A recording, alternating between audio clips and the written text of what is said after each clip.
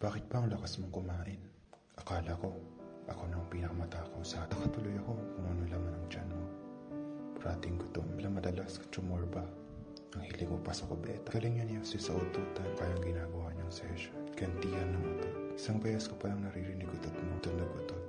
Nakakadiri, pero totoo, utot yun. Normal lang.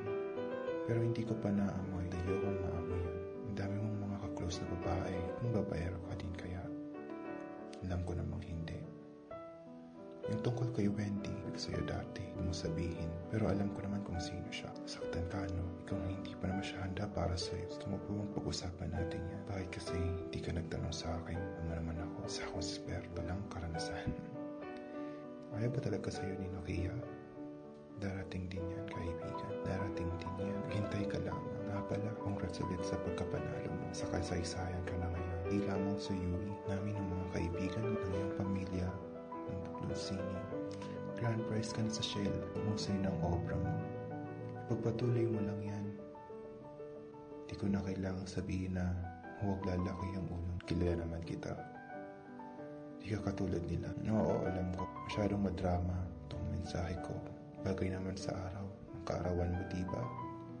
Araw ng mga patay. Sana marami pang biyaya ipagkaloob sa iyo. Katulad mo, nararapat lamang na bigyan ng mga pabuya mula sa iyong pagiging mabait, pagiging masipag, pagiging matulungin, at mabuting kaibigan. Kaya ngayon na kita napapansin. Ngayong third year na tayo. Ayaw mo yata akong kausapin dati. Dati kasi parang wala ka na. Ngayon, importante ka na sa aming mga kagrupo mo, sa aming poverty. Sana marami pa tayong pagsamahan, kaibigang Ace.